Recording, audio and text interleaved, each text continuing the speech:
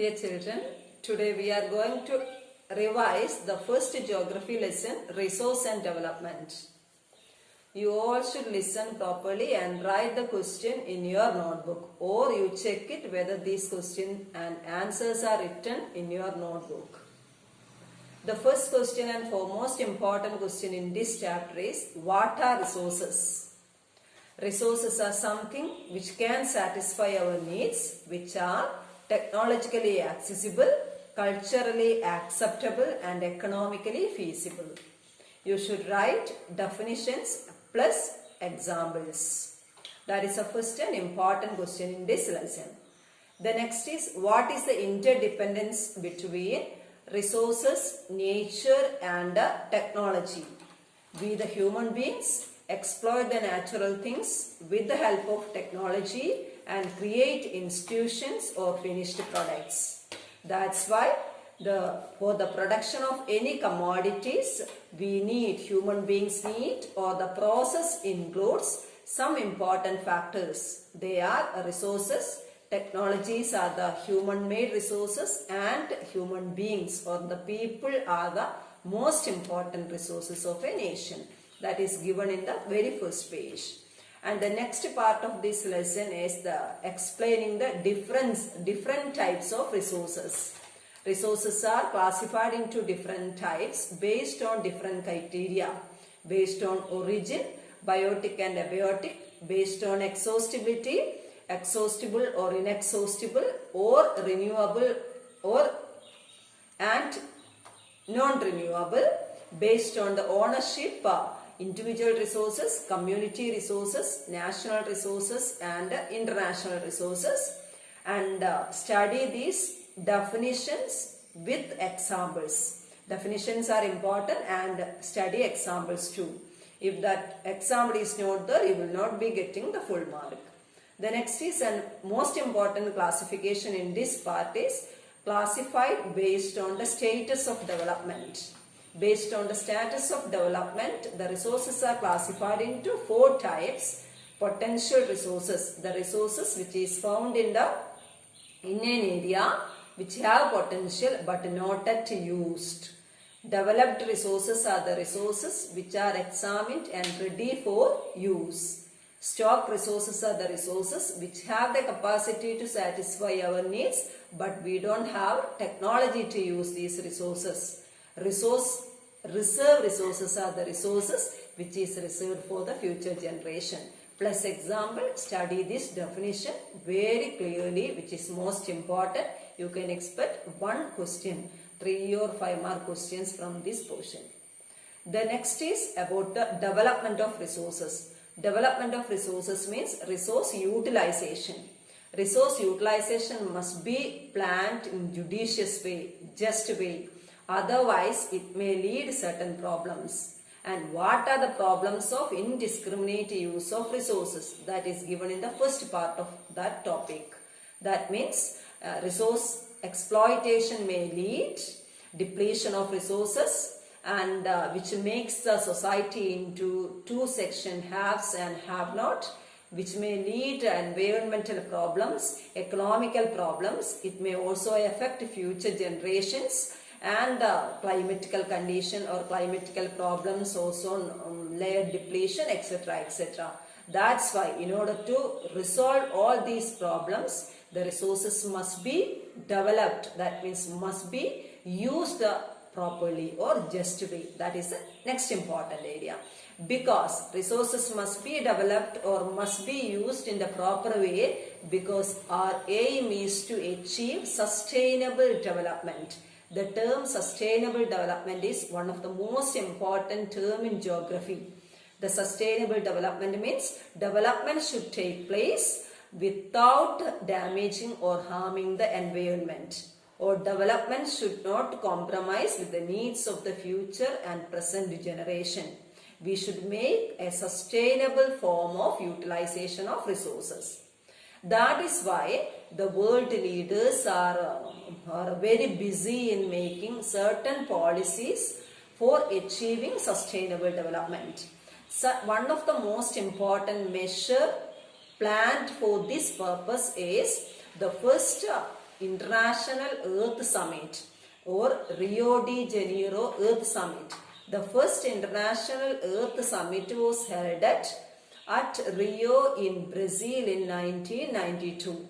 Okay, they discussed, various leaders of various countries met together at Rio in Brazil in 1992. They discussed various issues and made a declaration. This declaration is known as Agenda 21. Both these part is important. Resource development comes for the exam. You should write the practices which may lead or which may create an environmental problem plus these points. But the next point is for the resource development, for proper resource utilization, we have to make we need to make a proper resource planning. That's why the next topic we discussed about resource planning.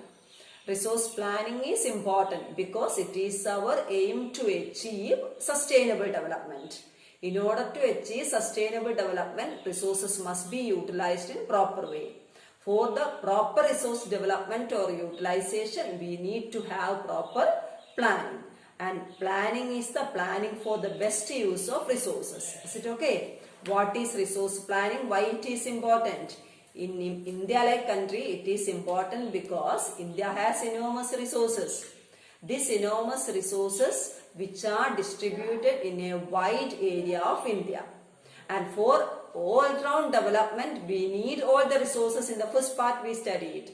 That means, and then the production or development which involves different types of resources. That's why if the resources are distributed in a wide area, and we should have or we need to know about the type of resources found in different part. For example, there are some regions are rich in some resources, some regions are deficient in some other resources. That's why we need to know. We have to know the classification. We have to know the type and quality of resources found in wide area. That's why we need proper resource planning. There are 3 stages of resource planning. Resource planning involves 3 stages. And the first stage is identification of resources and making an inventory. That means identify the resources found in a vast area and making an inventory, which means what? Making a list of resources. That means if you know the resources which are less present, less in our country, we can identify, we can understand, and the amount of resources, quality of resources, and the places where resources are abundantly available. That's why it is important to make an identification or identify the resources and making a list. Second one is stages and making appropriate technology. That means with appropriate technology only we can utilize these resources. That means we have to find out the technology which is needed for utilizing different types of resources. Otherwise, nothing can be done, nothing can be utilized. And third and foremost important stage of resource planning is to match overall resource planning with the overall development of the country. That means sustainable economic development. The next topic is soil resources. Which are the different types of soil found in India and what are its characteristics? India is a land having different types of soil. There are 6 types of soil found in India.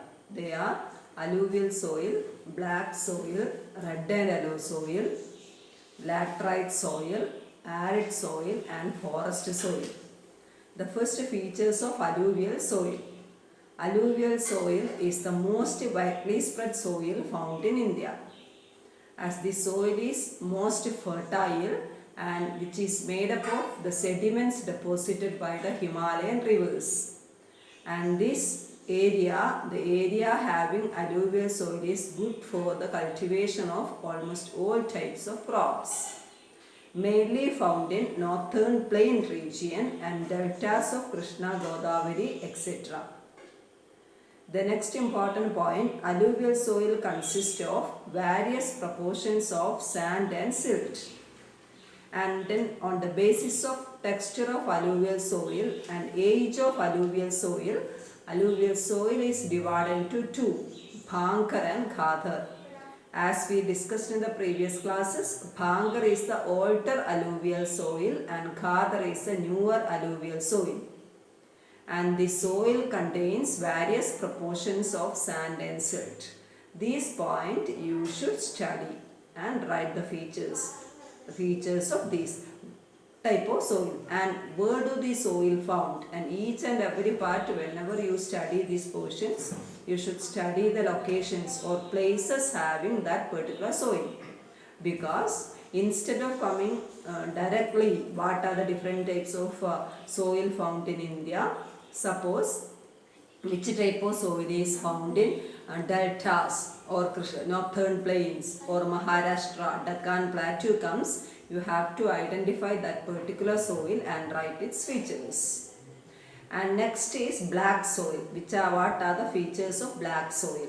Black soil is also called as a rigger soil. Don't forget a rigger soil, which is good for the cultivation of cotton. So it is also known as cotton soil. The soil is mainly found in northwest Deccan Plateau region or northwest Deccan Plateau or Deccan Plateau lava regions. Mainly this type of soil is found. And what are its characteristics? This soil is extremely clayey. That is clayey. It contains clayey materials. That's why black soil is well known for its capacity to retain moisture. Okay, and the soil is also rich in nutrients. It can be used for cultivation. And another important feature of black soil what we discussed is, and when it is wet, it is not good for, it will not be used for cultivation. Okay, and when it is wet, it is difficult to do that agricultural operations. It is sticky.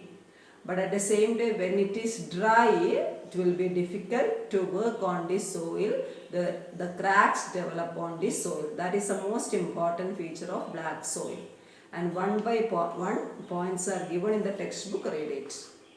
The next is red and yellow soil.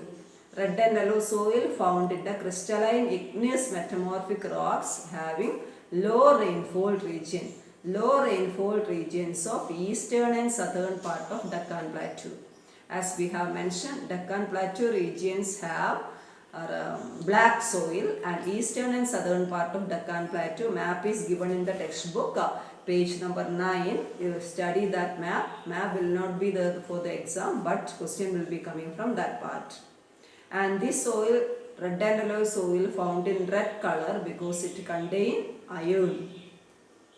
So it appears in red color, and it is found in yellow color when it is in hydrated form. That means only 3 or 4 sentences are there that you should learn. Next is laterite soil. Laterite soil is a soil which contains later. Later is a Latin word which means brick or rock pieces.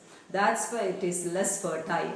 This laterite soil is mainly found in the area having high temperature and heavy rainfall. That is most important. If suppose a question comes, name the soil found in the areas having high temperature and heavy rainfall, you can write it is laterite soil. That's why read that most important point very clearly. And this soil is less infertile because due to this heavy rainfall and high temperature, microorganism present in the soil is get destroyed. That's why the soil is less fertile, but it can be also used for cultivation. The next is arid soil and forest type of soil. Arid soil and forest type of soil, you should write the points whatever we have discussed in the previous classes and you studied in the lower classes. Okay, and the last part is soil erosion. Soil erosion is the movement of topsoil by the gradational agents. Soil erosion can be divided into 2 types. One is sheet erosion and gully erosion. Sheet erosion means when a large part of the land is getting washed away by this gradational agent, it is called a sheet erosion. The areas having less vegetation, desertic regions, sheet erosion mainly can be found. Okay, but at the same time mountainous regions, when the wind or when the water flows, water makes different channels or gullies. The erosion through these gullies is called as gully erosion. That is mainly found on the slopes of the mountain. That these two types of erosion also you should learn by heart.